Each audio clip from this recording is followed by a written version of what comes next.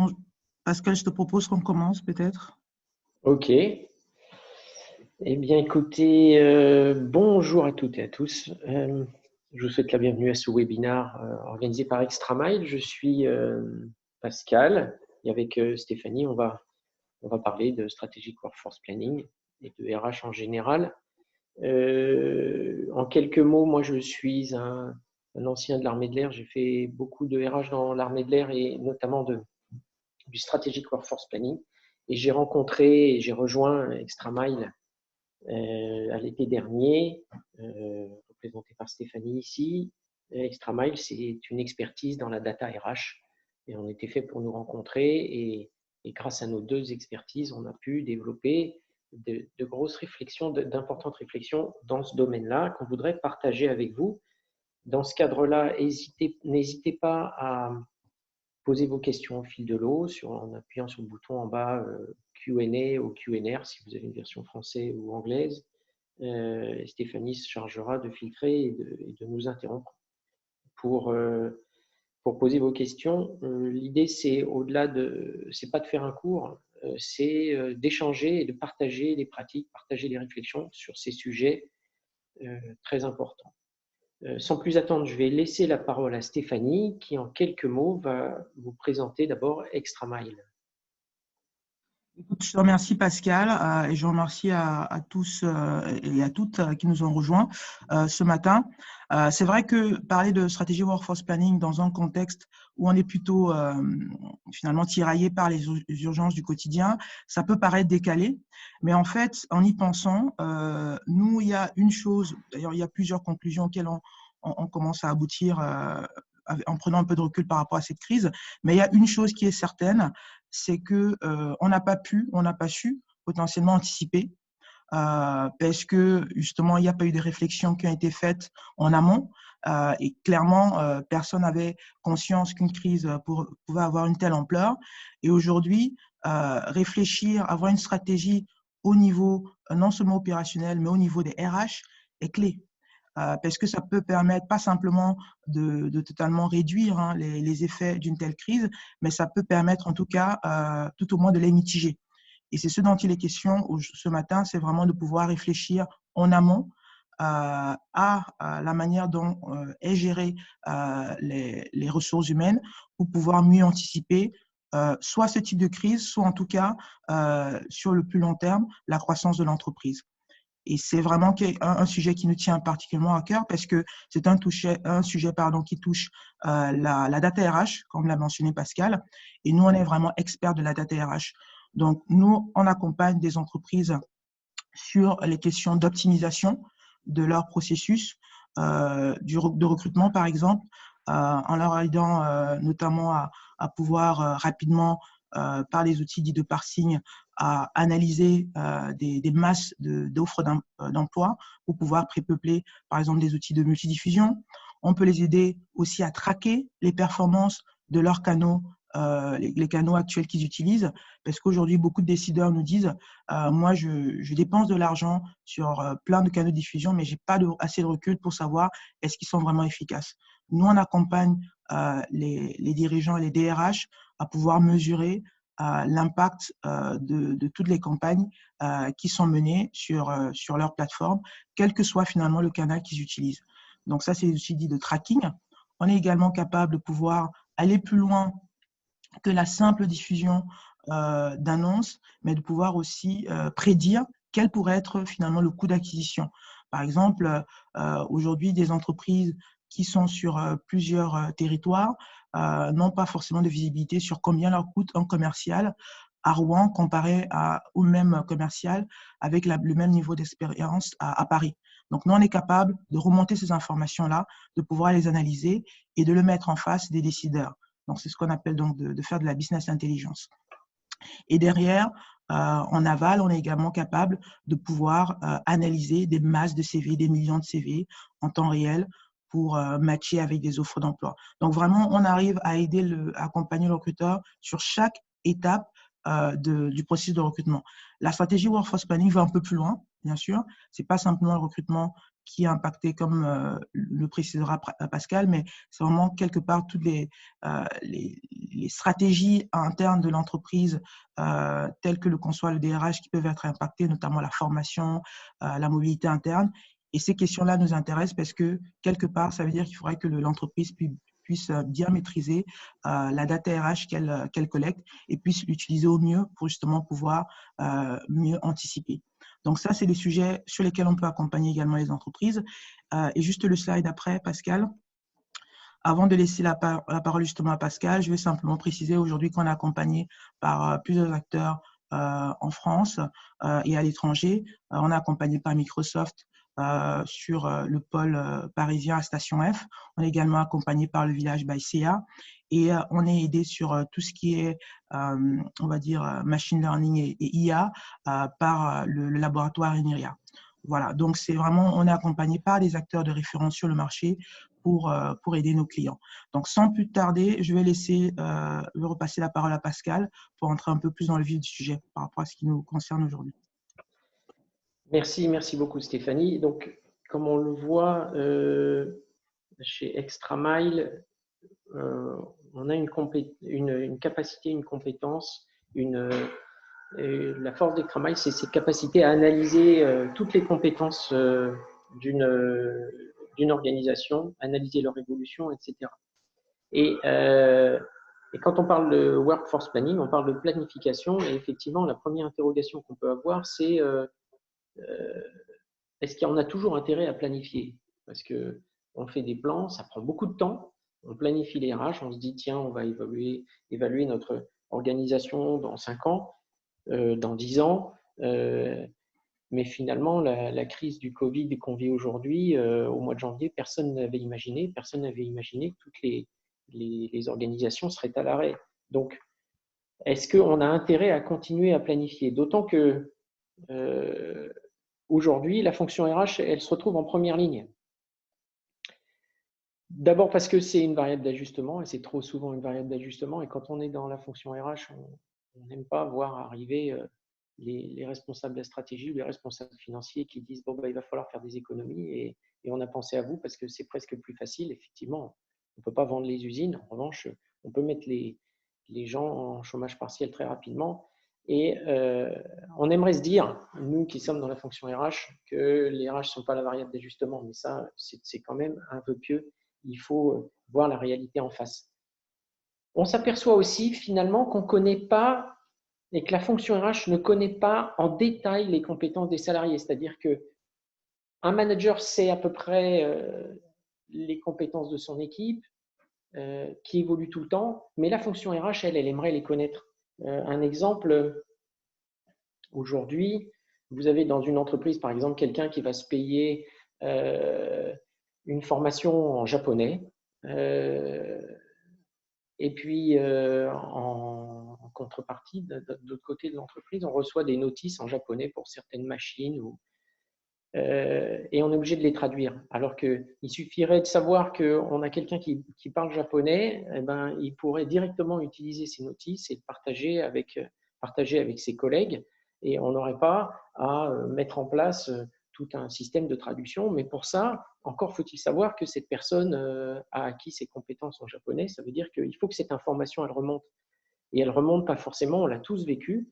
On voit aussi, par exemple, aujourd'hui, dans la situation actuelle, toute la chaîne de santé qui va rechercher les anciens pour prêter main forte. Mais encore faut-il savoir où ils sont, savoir quelles compétences ils ont acquises pour pouvoir les rappeler. Et nous, dans l'armée, on connaît bien ça, on appelle ça la réserve, on va souvent chercher les réservistes. Mais encore faut-il que cette donnée, elle soit en permanence mise à jour. Et on connaît bien dans la fonction RH la difficulté qu'il y a à mettre à jour cette data. On aimerait avoir anticipé, évidemment. Et là, on parle bien de planification et on l'a dit, anticiper, c'est compliqué. Et dès maintenant, on se pose déjà la question de la suite, c'est-à-dire comment on va redémarrer. Au-delà des questions administratives, de rappeler tout le monde, ne pas que personne ne prenne de vacances en été, il y a aussi la question de la compétence.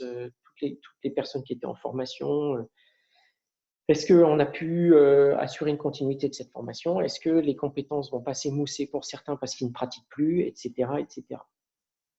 Et donc, la question du strategic workforce planning, c'est finalement la question de la préservation des compétences. Et là, j'aime bien ces deux dessins. À gauche, en bas à gauche, c'est un peu l'histoire de la pyramide des âges. Vous voyez que d'un seul coup, le jeune, il se trouve tout seul parce que tous les anciens, ils ont tous à peu près le même âge et ils partent tous en même temps. Et lui, voilà, il se retrouve plus tout seul. Il a plus de prof pour lui donner des cours parce que on n'avait pas vu que sur la pyramide, finalement, tous les profs avaient à peu près le même âge et donc ils partent tous en même temps et on n'a pas assuré la continuité. Donc il y a une question d'âge qui est une question de connaissance de la pyramide des âges qui est assez important. Il y a aussi Pascal, un autre point. Oui. Avant que tu ne passes au suivant, alors il y a déjà une première question Oui. qui peut être alors considérée un peu comme une question globale. Hein, c'est justement comment aujourd'hui on arrive à analyser les compétences.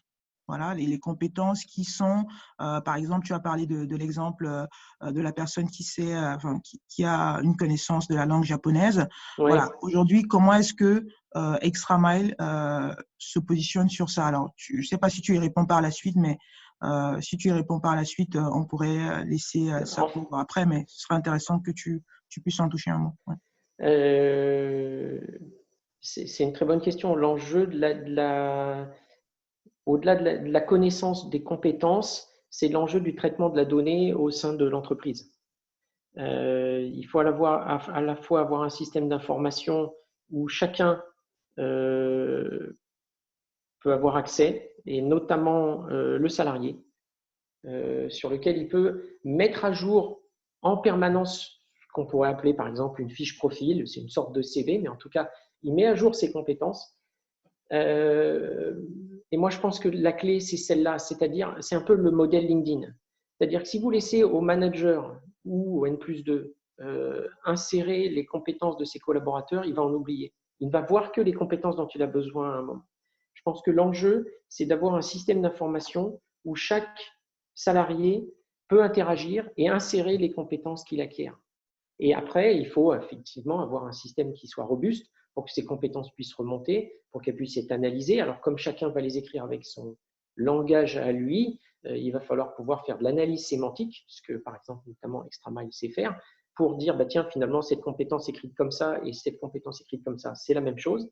Et après, il va y avoir une sorte de remontée de toute cette information au niveau de la fonction RH qui va pouvoir dire, finalement, des personnes qui parlent japonais dans l'entreprise, j'en ai un certain nombre avec un certain niveau.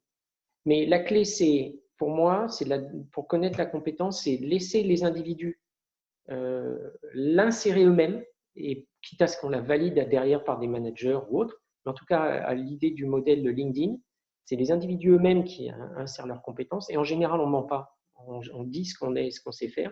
Et la deuxième chose, c'est d'avoir une capacité de fusionner toutes ces compétences, de les faire remonter au niveau stratégique de la fonction RH. Et justement, ça me permet de venir à mon deuxième slide, c'est que l'enjeu, c'est quand on connaît bien les compétences dans l'entreprise, c'est de pouvoir s'assurer qu'il n'y a pas de compétences qui se perdent et qu'elles peuvent être transmises. Parce que comment ça se passe en général, c'est les anciens qui transmettent aux plus jeunes, au-delà des formations. Quand on parle de savoir-faire et peut-être aussi de savoir-être, ce sont surtout les anciens qui transmettent aux plus jeunes. Et ça, c'est…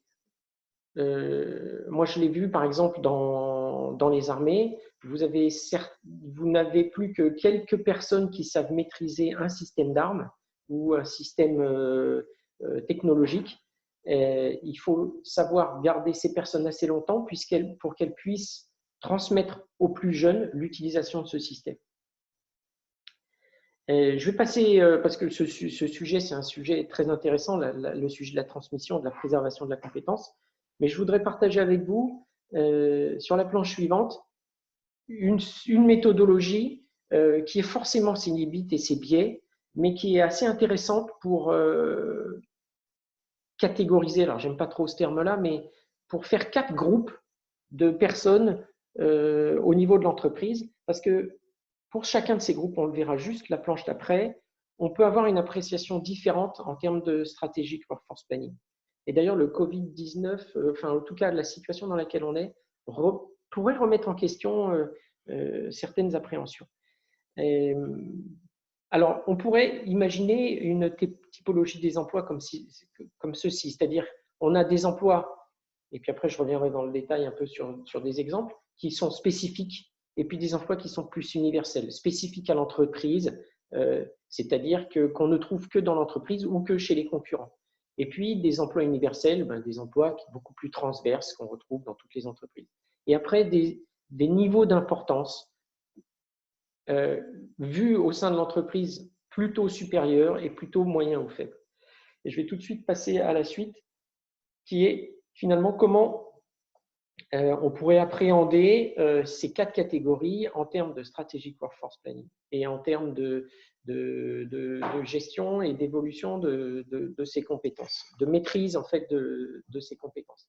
Alors, dans la catégorie A, on a, si vous voulez, des emplois qui sont occupés par des spécialistes des métiers qui ont vraiment une vraie expérience dans le cœur de métier. Dans la catégorie B, on a plutôt des gens qui ont des emplois importants, qui sont peu nombreux, et c'est plutôt des généralistes de haut niveau. La catégorie C, on a des emplois qui ne nécessitent pas une formation longue et poussée, mais qui sont quand même, qui nécessitent quand même des formations spécifiques, mais pas aussi spécifiques que la catégorie A. Et puis la catégorie D, des emplois de base non spécialisés. Alors par exemple, bien dans la catégorie A, on peut retrouver aujourd'hui les développeurs. Ce sont des personnes et c'est des emplois qui ont des compétences qui sont assez longues à acquérir. Et puis surtout, on sait tous, nous, en première ligne chez Extramile, qu'on a des catégories de personnes qui sont où l'offre est très faible par rapport à la demande. On peut penser aux pilotes de ligne, aux médecins aujourd'hui, aux spécialistes de la réanimation. Vous voyez, on a des gens dont les formations sont très longues et pour lesquels il y a une forte concurrence entre les recruteurs. La catégorie B, on est plutôt dans les cadres de direction, le DRH, CEO, etc. La catégorie C, c'est des emplois clés, c'est des emplois qui sont quand même assez spécifiques dans l'entreprise, mais qui ne nécessitent pas forcément une expertise de haut niveau, une formation aussi longue que les catégories A. J'ai pris un exemple, les chauffeurs de bus, les conducteurs de machines. Et puis enfin, la catégorie D, c'est des emplois pour lesquels les entreprises pourraient nous dire « moi, de toute façon, je vais m'en charger de les former ». C'est quelqu'un qui n'a jamais été manœuvre dans le bâtiment, mais ce n'est pas grave. Moi, je le recrute. Ce qui est important, c'est qu'il soit à l'heure, c'est qu'il sache rendre compte et puis qu'il sache dire bonjour. Et puis moi, je lui apprendrai le métier. Alors, comment en RH, on a tendance à appeler les catégories A? On peut les appeler les divas. J'aime bien ce terme-là. C'est des gens, on pourrait penser qu'ils sont en position de force vis-à-vis des employeurs. Pourquoi terme de diva? Moi, en prenant vraiment au sens propre ce nom-là, la diva, c'est la personne pour laquelle, dans la diva à l'opéra, on va assister à une œuvre, enfin une pièce à l'opéra pour voir la diva. Et si la diva n'est pas là, on n'y va pas. Donc, c'est quand même elle qui porte la pièce. D'un autre côté, la diva, elle a des exigences et des fois, elle n'est pas facile à gérer. Elle veut, comme je dis souvent, dans sa loge, elle veut de la San Pellegrino, elle ne veut pas du Perrier. Des fois, il faut se la faire, la diva. Mais on sait que c'est elle qui porte sur ses épaules l'exécution et la performance de la pièce. Donc, c'est une gestion particulière de ces personnes-là. Et elles sont effectivement en position de force. C'est elles qui créent vraiment la valeur dans l'entreprise ou pour la pièce de théâtre. Les catégories B, on peut avoir des difficultés. Un petit commentaire là-dessus, moi je l'ai bien vu, c'est les cadres de haut niveau de la fonction publique. Ça nécessite un traitement particulier en workforce planning parce qu'on se retrouve avec des gens finalement qui sauteront nombreux par rapport au nombre de postes. Et c'est un vrai enjeu aujourd'hui au-delà du Covid-19. Je ne vais pas plus loin là-dessus. Là, on a tendance à dire que les deux autres catégories, ça pourrait être les catégories qui sont les plus premières concernées par des réformes dans l'entreprise. il faut, comme on disait tout à l'heure, il faut réduire fortement notre effectif pour diminuer notre masse salariale. Commençons d'abord par mettre au chômage technique ces catégories de population. Alors, oui, juste rapidement, évidemment, est-ce qu'il faut anticiper les formations, les recrutements dans ces catégories? Bien évidemment, sur la catégorie A. Je vais prendre l'exemple de l'armée de l'air. Un pilote de chasse, ce n'est pas quelqu'un que vous trouvez à tous les coins de rue. Il n'y a que l'armée de l'air qui les forme. Il faut 5 ans pour avoir un pilote de chasse. Ça veut dire qu'aujourd'hui, il vous manque, imaginons qu'il manque de pilotes de chasse dans l'armée de l'air, il va falloir qu'on fasse avec ce qu'on a. Il va falloir attendre 5 ans pour en avoir plus. Donc, il faut peut-être trouver d'autres solutions, garder ceux qui sont là plus longtemps. Enfin, s'ils ont des cheveux blancs comme moi, on ne peut pas trop les garder. Donc, il y a vraiment besoin d'anticiper sur les formations, les recrutements dans ces catégories de population. Un peu moins sur les B et C. Et effectivement, comme on le voit dans beaucoup d'entreprises, sur les D, là, on a beaucoup plus de mouvements. On peut penser aux caissiers dans les supermarchés, on peut penser aux serveurs dans les cafés. Ce n'est pas sans poser de problème de gestion derrière. Un patron de café, il a un turnover très fort. Ce n'est pas forcément idéal non plus pour son organisation. Les qualités recherchées par les recruteurs très rapidement, on est dans l'expertise, le savoir-faire. Là, on est plus dans le savoir-faire et un peu des deux. Et là, effectivement, on pourrait penser qu'on est un peu plus dans le savoir-être. Le métier, il s'apprendra sur le terrain en parrainage avec un plus ancien. Encore faut-il avoir gardé les plus anciens. Alors moi, j'ai une question, Pascal, justement pour revenir aux catégories C et D. Est-ce que finalement, c'est ces deux catégories-là qui seront des variables d'ajustement en vrai? Et dans ça, c'est la première question. Et la deuxième question, est-ce que c'est vrai si ces personnes-là sont un peu la première ressource de l'entreprise? Je vais prendre un exemple. Aujourd'hui, les entreprises dans la logistique, en fait, finalement, leur chauffeur, c'est un peu leur ressource principale. Hein. Donc, quelque part, est-ce que cette catégorisation est vraie, quel que soit le secteur d'activité? Eh bien, merci beaucoup. Merci beaucoup, Stéphanie. On est exactement là dans la dernière colonne que j'ai fait apparaître. Et effectivement, la situation actuelle nous montre que finalement, les emplois de la catégorie D, ils deviennent les plus importants. C'est les chauffeurs, c'est les caissiers dans les supermarchés, c'est les agents de nettoyage dans les villes, c'est les éboueurs, etc. On aurait pu imaginer que c'était les variables d'ajustement. Là, non. Là, non. Il faut trouver d'autres solutions parce que c'est eux qui font tourner la boutique aujourd'hui. C'est eux qui font tourner même toute la nation aujourd'hui. On les remercie tous les soirs quand on applaudit à 8 heures. On remercie les soignants, mais on remercie aussi tous ces gens-là qui font que on a tout ce dont on a besoin pour vivre. Et effectivement, ça pourrait remettre en question, c'est ce que je mets là, l'idée qu'on a de variables d'ajustement sur ces populations-là. Et donc, on pourrait se dire, merde, en Strategic Workforce Planning, on pourrait se dire, on n'aura même plus la possibilité d'ajuster ici si au dernier moment, on nous demande de faire des efforts. Donc, faut-il ajuster là? Pourquoi pas? Et est-ce que ce n'est pas aussi les catégories B? On voit que ces catégories-là, elles ne disparaissent pas, mais elles font un effort énorme sur leur rémunération aujourd'hui dans certaines entreprises.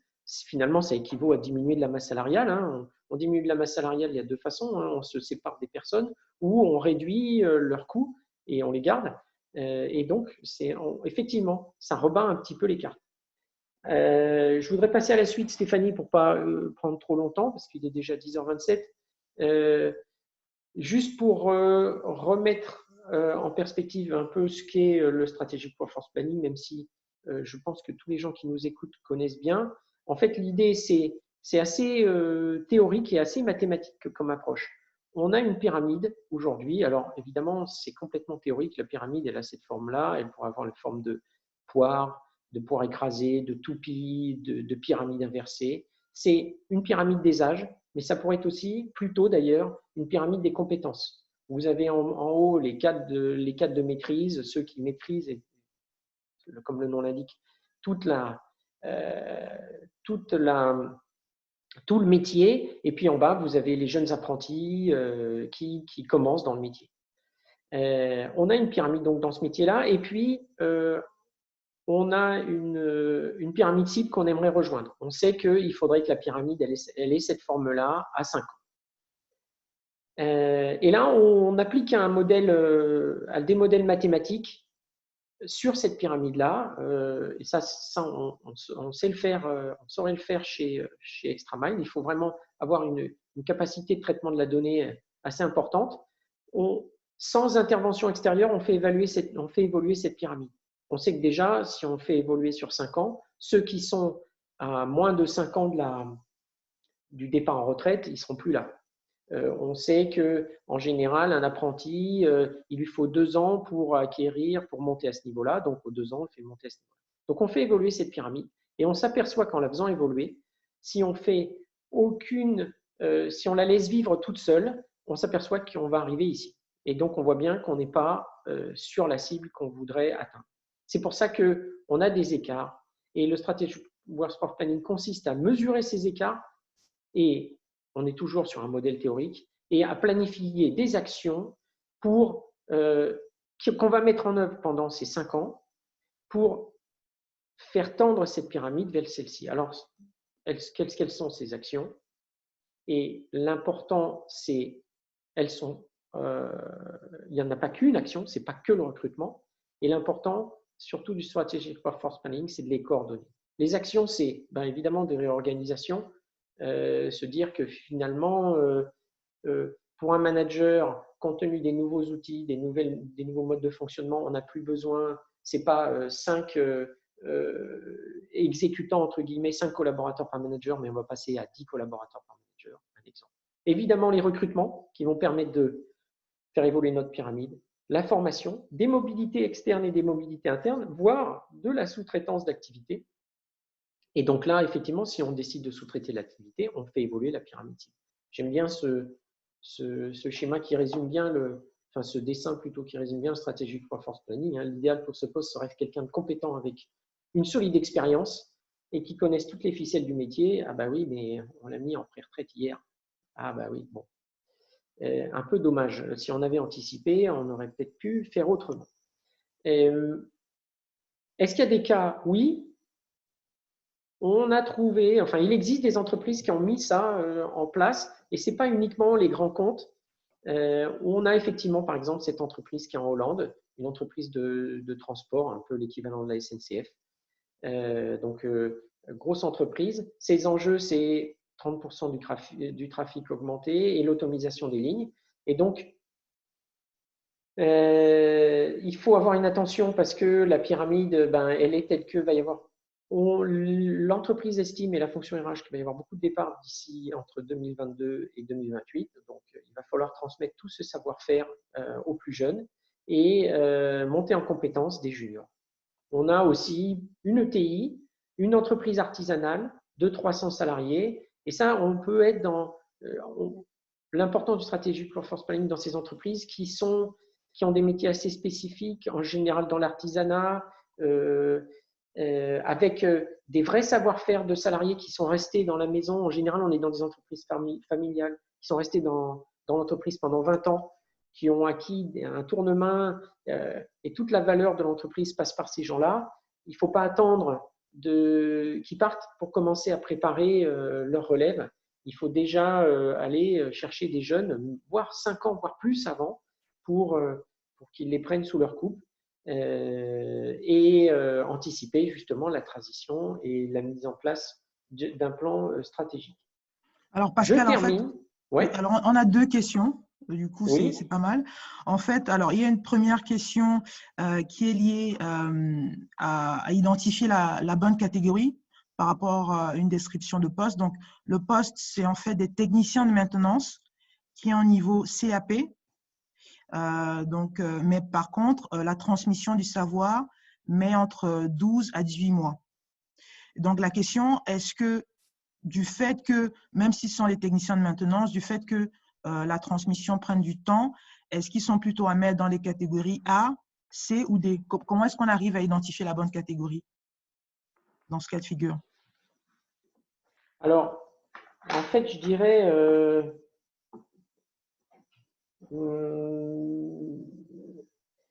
on cherche à identifier la catégorie si c'est la méthodologie qu'on utilise pour faire du strategic workforce planning. C'est-à-dire que moi, j'aurais tendance à dire le temps de formation fait que il importe qu'on anticipe déjà au moins de 2 ans le besoin pour la maintenance. Moi, j'aurais tendance à dire qu'on est dans la catégorie. Alors, je vais remonter en arrière si vous voulez, même si je suis désolé, on est un peu. Voilà. J'aurais tendance à dire qu'on est dans la catégorie A, entre la A et la C.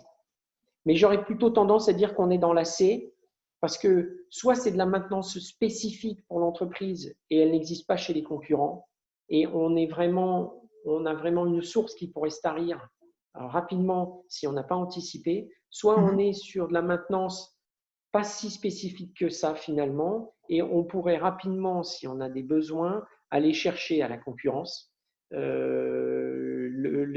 profils dont on aurait besoin, sur lesquels on n'aurait pas anticipé. C'est ce qui m'amène à ajouter quelque chose dont je n'ai pas parlé, c'est que le Strategic Workforce Planning, là, on était très tourné dans tout ce que je vous ai dit sur l'intérieur de l'entreprise. Bien évidemment, il faut aussi avoir un regard, et ça, je sais que ça se fait dans beaucoup de cabinets conseils ou dans beaucoup d'entreprises quand ils mettent en place du Strategic Workforce Planning. Il faut analyser la concurrence, il faut analyser l'extérieur de l'entreprise, il faut analyser la capacité de formation de l'environnement. Par exemple, on sait qu'en France, on n'a pas assez, compte tenu des besoins, on n'a pas assez d'écoles de formation de techniciens dans l'aéronautique. Et donc, les entreprises, par Airbus, mais Dassault, mais l'armée de l'air, mais Safran, elles savent qu'elles sont en forte concurrence entre elles parce que de toute façon, même si elles avaient les capacités d'aller recruter chez leurs concurrents, les écoles ne produisent pas assez, entre guillemets, même si produire, c'est pas très beau, ne produisent pas assez de compétences dans ce domaine-là. Donc, il faut avoir aussi un œil sur qu'est-ce qui existe à l'extérieur. Est-ce que j'ai beaucoup de compétences dans un domaine chez mon concurrent et est-ce que surtout, on en forme assez? Il y a un autre domaine qui est aujourd'hui criant, c'est les domaines médicaux. Aujourd'hui, si vous augmentez, par exemple, aujourd'hui, on a des difficultés dans les hôpitaux pour accueillir le nombre de malades. La contrainte, c'est la capacité d'accueil. Mais imaginons qu'on arrive à la multiplier par 10, la capacité d'accueil, on n'aura plus assez de réanimateurs, de médecins et de spécialistes. Et là, ça sera un point beaucoup plus difficile à corriger parce que il faut peut-être 5 ans, 8 ans pour les former. D'ailleurs, la question va se poser, je pense, et elle commence à se poser dans le milieu médical, du numerus clausus des médecins. Est-ce qu'il ne faudrait pas qu'on augmente? Quand on voit qu'un médecin, il faut 8 ans pour le former, ça veut dire qu'il faut 8 ans d'anticipation sur le besoin. Et aujourd'hui, peut-être qu'on est en train de payer, ou on va peut-être payer les réductions de flux d'entrée dans les formations médicales. Mais ne jetons pas la pierre à nos prédécesseurs d'il y a 8 ans. Ils auraient pas, nous, il y a un mois, on n'aurait pas imaginé la situation. Alors imaginez eux, il y a 8 ans, ils n'y auraient pas pensé. Alors, donc, pour répondre à la question, c'est toujours pareil. Hein, ça dépend. Si on est sur quelque chose de très spécifique, la maintenance propre à l'entreprise, maintenance de machines que la seule entreprise ou de machines ou d'autres, que l'entreprise est la seule à détenir, je pense qu'on est plutôt dans une catégorie A, parce que là, il va falloir que cette entreprise ne trouve une solution qu'en interne. Si on est sur de la maintenance de systèmes qui sont un peu partout et dont les CAP, la formation en CAP sont de volume important, on est plutôt dans la catégorie C. Alors, j'ai une autre question, 2 autres questions. Donc, la première, ça rejoint un peu l'idée finalement de la fonction publique. Aujourd'hui, toi qui as un peu de visibilité par rapport à ton background sur ce qui se passe dans le milieu de la fonction publique, est-ce que ces outils-là de stratégie workforce planning, ce sont des choses qui sont discutées, il y a déjà des outils qui existent? Est-ce que tu as un regard, en tout cas un point de vue par rapport à ça? Alors, dans la fonction publique, et dans l'armée en particulier, c'est un vrai sujet. C'est un vrai sujet parce que on a tendance à rester dans la fonction publique. Donc, ce qui veut dire que à partir du moment où quelqu'un rentre, on, on sait qu'il a toutes les chances de rester 20-25 ans. Ça veut dire qu'on se dit, il faut faire attention, si on recrute beaucoup de gens dans ce domaine, dans ce métier-là, est-ce que dans 25 ans, on saura toujours les employer? Est-ce que, donc, est-ce que la formation qu'on leur donne, c'est une formation qui devra leur permettre de s'adapter à d'autres métiers dans leur carrière, ou est-ce qu'on fait une très forte formation initiale et puis on verra après, on se débrouillera, et malheureusement, si le métier disparaît, parce qu'il y a des nouvelles technologies, et bien effectivement, on va se retrouver avec ces gens qu'on ne saura pas employer. C'est un vrai sujet quand les gens restent très longtemps. Et on peut imaginer qu'on est sur le même modèle dans les entreprises où les salariés ont tendance à rester. Plus vous avez une structure dans laquelle les salariés sont fidèles, plus il faut mettre en place une stratégie workforce planning fiable. On pourrait considérer que c'est un inconvénient, mais l'avantage que ça a, il y a énormément d'avantages à avoir des salariés fidèles parce que derrière, on a de l'application, de la motivation et tout ça. C'est un autre sujet RH, mais qu'on connaît bien dans le domaine. Et une autre question, alors on ne l'a pas parlé, on ne l'a pas évoqué, mais comment est-ce qu'on mesure l'efficacité du workforce planning qu'on a mis en place? En fait, déjà, c'est assez simple.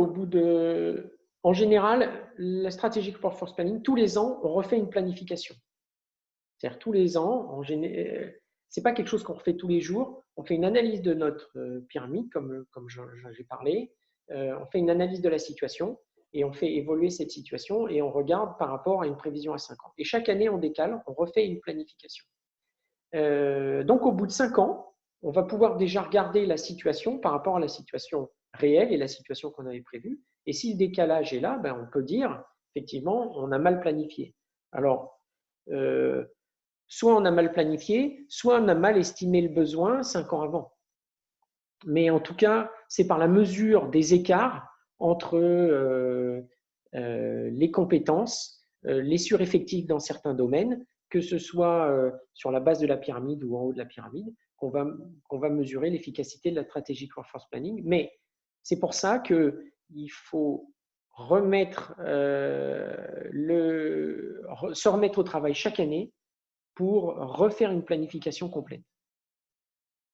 Et chaque année, on retravaille cette planification et on la fait évoluer. Notamment, on remet sur la table la projection, la cible à atteindre. On se dit, oui, mais finalement, la pyramide cible, on la voyait comme ça, finalement, elle a un peu évolué. Exemple, on est chez Renault. La pyramide cible, c'est la traduction de la stratégie de l'entreprise. Et la stratégie de l'entreprise, ça peut être, dans 5 ans, la moitié de notre flotte doit être une flotte électrique. Si dans 5 ans, la moitié de la flotte doit être une flotte électrique, ça veut dire que la moitié, allez, je ne sais pas, mais mettons, en tout cas, ça veut dire qu'il y a une partie des salariés de Renault qui fabriquent des moteurs thermiques, ils vont devoir savoir fabriquer des moteurs électriques. Et donc, la stratégie workforce planning, c'est comment on les forme pour ça. Est-ce qu'on revoit nos recrutements, on va chercher des gens plutôt dans des écoles qui forment à la fabrication de moteurs électriques? Est-ce qu'on va anticiper les départs des plus anciens qui fabriquent des moteurs diesel thermiques depuis des années et qui, en fait, on va peut-être pas leur payer une formation de 1 an, etc., etc. Et puis finalement, l'année suivante, on dit c'est pas 50% des voitures électriques, ça sera 75%. Donc, il va falloir encore insister sur ce sujet-là. Et l'année suivante, on dit, non, finalement, la stratégie de l'entreprise a à nouveau changé, on n'est plus à 75%, on est revenu à 50%. On refait une planification.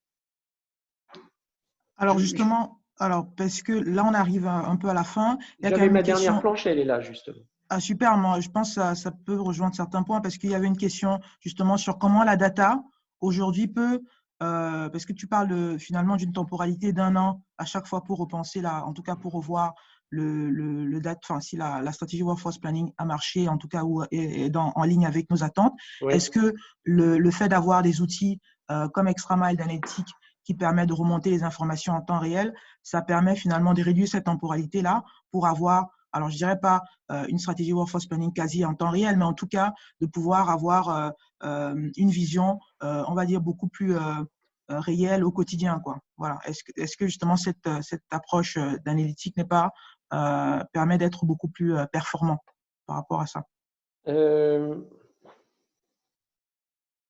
En fait, c'est tout un mécanisme. Il y a un moment, le temps RH, c'est un temps long. Donc, faire du strategic workforce planning, je vous ai dit, les conséquences de ce travail-là, c'est de faire des plans de recrutement, des plans de mobilité interne, des plans de mobilité externe, des plans de formation.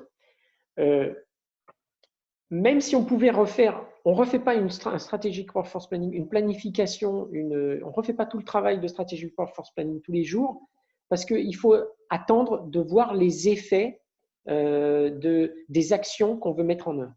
Je m'explique. On dit le strategic workforce planning, on fait un plan. À partir de ce plan, on en déduit, il faut recruter des gens de tel profil et il faut que 50% des gens de tel profil suivent une formation de 6 mois. On va être obligé d'attendre que les recrutements aient lieu et le temps RH est assez long. Le recrutement, on sait tous que le recrutement c'est long, il faut aller chercher les candidats et ExtraMile, on est bien placé pour le savoir.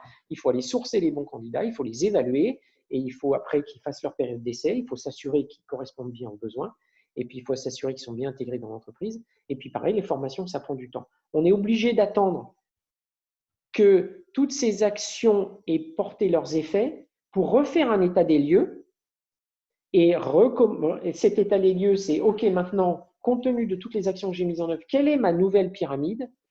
Et je refais un strategic workforce planning. C'est pour ça que c'est difficile de faire ça, de remettre le travail au bout de moins d'un an. En revanche, ce qu'apportent des entreprises qui sont dans la data RH, c'est deux choses. C'est d'abord l'analyse de toute la donnée RH. Et il y a énormément d'informations qui aujourd'hui, moi je l'ai vu le premier en faisant la stratégie Workforce Planning dans l'armée de l'air, qui ne sont pas utilisées. Il y a énormément d'informations concernant les personnes et c'est ce que je vous disais au début. Il faut avoir une vision exhaustive et détaillée de toutes les compétences de tous les salariés, de tous les collaborateurs. Et donc, pour aller remonter cette information, la classer, la comparer, c'est compliqué parce que les compétences, elles sont un peu éparpillées dans une base de données, dans une big data RH. Donc, il y a d'abord le traitement de ces données, un état des lieux. Et la deuxième chose, c'est, je vous disais, il faut faire évoluer cette pyramide avec des modèles mathématiques basés sur le passé, en se disant, dans tel métier, l'expérience nous a montré que les collaborateurs, ils partaient à 50 ans et 6 mois. Et donc, on prend la pyramide, on applique ce modèle à la pyramide actuelle, et tous ceux qui arrivent à 50 ans et 6 mois, on les fait quitter la pyramide dans les 5 ans à venir, et ça permet de faire évoluer cette pyramide. Dans ce métier-là, en général, un apprenti, il passe au statut de salarié à temps plein au bout de 8 mois. OK, on regarde l'état des lieux des apprentis et avec la date, comme on connaît leur date d'entrée, au bout de 8 mois, au bout de 8 mois, on fait passer tous ces apprentis au statut de salarié. Ça nécessite un travail énorme parce qu'il faut modéliser toute cette pyramide pour la faire évoluer et déterminer quelle est la pyramide la plus probable à 5 ans. C'est là où, en effet, justement, pour conclure, c'est là où la data peut être importante. Enfin, les systèmes d'apprentissage comme ExtraMile peuvent être intéressants, c'est de pouvoir capter cette data, l'analyser, pouvoir faire des prédictions. Et aussi, quelque chose qu'on n'a pas mentionné jusqu'à présent, mais en tout cas, on l'a mentionné rapidement, c'est aussi prendre en compte des données exogènes à l'entreprise. parce qu'on pourrait imaginer qu'il y Exactement. ait des choses finalement qui se passent sur le marché du travail, la formation, toutes ces données-là qu'aujourd'hui l'entreprise n'a pas anticipées. Et grâce à des plateformes comme celle d'Examal ou d'autres, hein, on est capable de pouvoir en tenir compte et de pouvoir améliorer de manière plus fine les prédictions. Et c'est là où Exactement. ça prend toute son importance. Donc, alors nous, on a dépassé le temps, on va dire. Donc, je pense qu'on va s'arrêter là. Donc, je voulais remercier déjà tout le monde et Pascal aussi d'avoir rendu possible ce webinaire. On va en Merci pour organiser votre d'autres. attention. On va en organiser d'autres dans les semaines à venir sur différentes thématiques. N'hésitez pas à nous contacter. On enverra également la présentation à tous ceux qui ont participé. Donc, n'hésitez pas à nous contacter directement si vous voulez entrer en profondeur sur tel ou tel autre sujet. Voilà, nous nous tenons à votre disposition et aussi, nous sommes à votre écoute hein, si jamais vous expérimentez, enfin, vous avez des problématiques pardon, auxquelles vous faites face qui relèvent soit du stratégie workforce planning, soit d'autres thématiques. Voilà. Je ne sais pas si Pascal, tu as autre chose à rajouter. Non, je voulais juste rajouter merci à tous et à toutes pour votre attention. Et cette phrase-là est importante. C'est-à-dire qu'on planifie, on passe du temps à planifier. Et le plus dur, en fait, c'est dans des situations comme aujourd'hui, de mettre le plan, entre guillemets, à la poubelle. On a toujours du mal à se dire, mince, j'ai travaillé pendant des mois là-dessus. Et puis finalement, ben, c'est plus bon, il faut que je recommence. Ben oui, c'est ça presque le plus dur en stratégique workforce planning et en planification. Et en planification militaire, c'est pareil. On planifie la bataille, mais ça ne se passe jamais comme on a prévu. Ça veut dire qu'il faut toujours avoir cette culture d'agilité et il faut prendre sur soi, se dire, bah oui, j'ai travaillé longtemps, bah c'est pas grave. Ce que j'ai fait, c'est pas perdu parce que j'ai fait une analyse, etc. Ben, je vais recommencer. Et il faut cette culture d'agilité, il faut toujours l'avoir, même si on planifie. C'est pas incompatible. Voilà. Super. Merci en tout cas à Pascal et merci à tout le monde et très bonne journée. Merci à toutes et à tous.